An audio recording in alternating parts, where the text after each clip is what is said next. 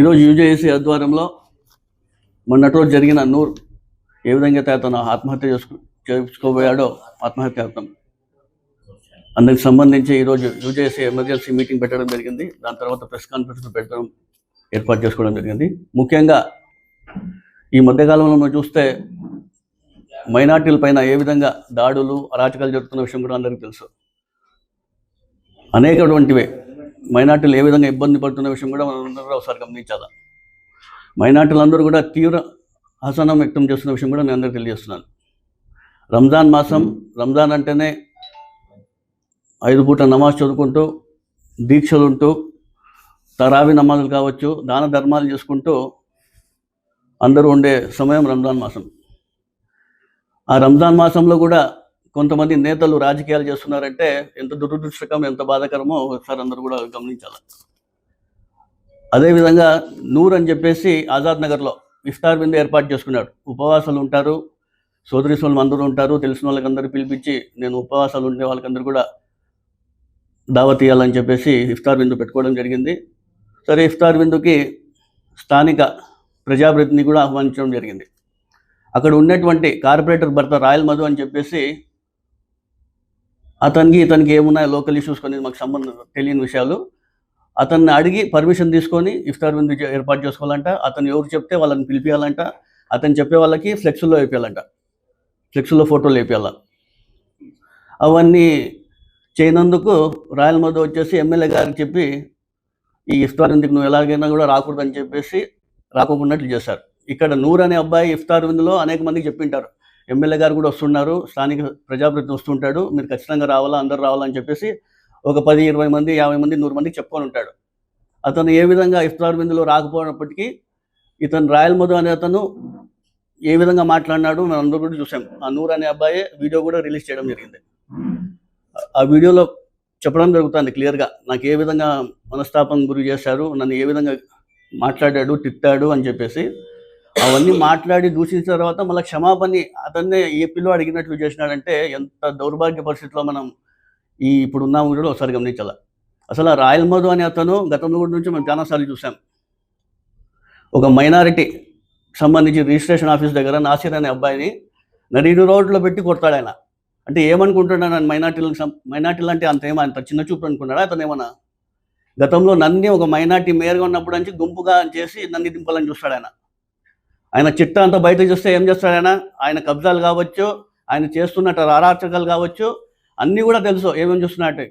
స్థానిక ప్రజాప్రతినిధి తోడున్నాడు, నాకు అతను ఉన్నాడని చెప్పేసి ఏమేమి చేస్తున్నాడో అన్నీ కూడా గమనిస్తున్నాం మేము, అన్నీ కూడా బయట పెడతాం మేము.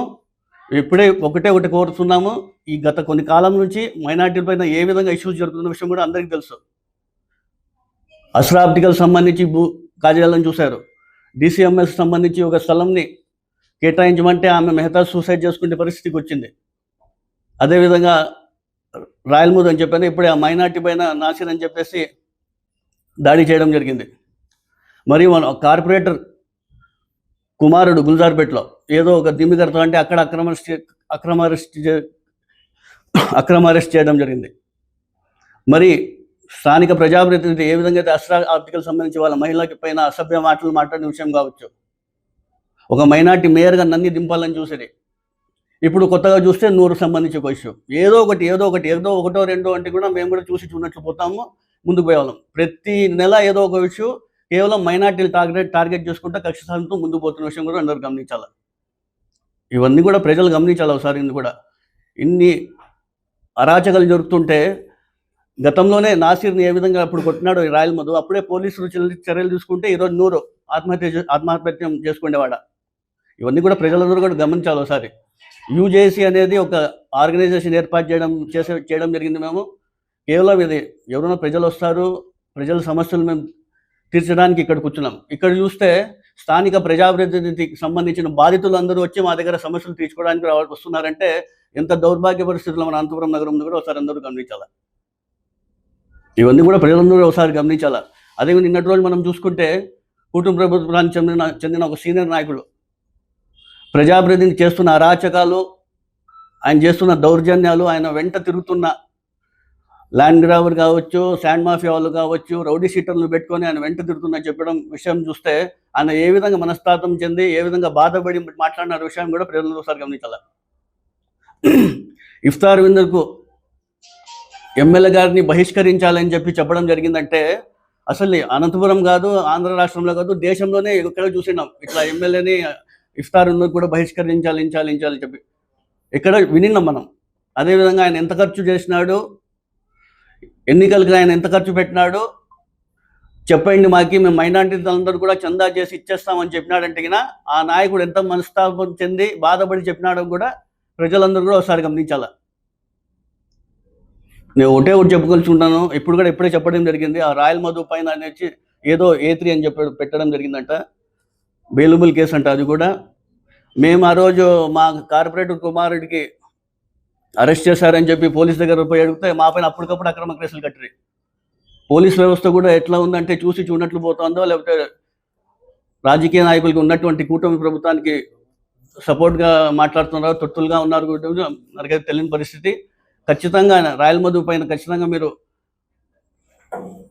ఇప్పుడే చెప్పిన జాఫర్ గారు, గాంధీ గారు చెప్పినట్లు అతనికి నాన్ బెయిలబుల్ కేసులు పెట్టి పోలీసు వాళ్ళు అతనికి రిమాండ్ పంపించాలని తెలియజేసుకుంటూ, మేము మరొకసారి సోమవారం నాడు ఇంకోసారి మేము అందరూ యూజేసి అందరూ కూర్చొని మళ్ళీ కార్యాచరణ తీసుకొని ముందు కార్యాచరణ తెలియజేస్తున్నాం.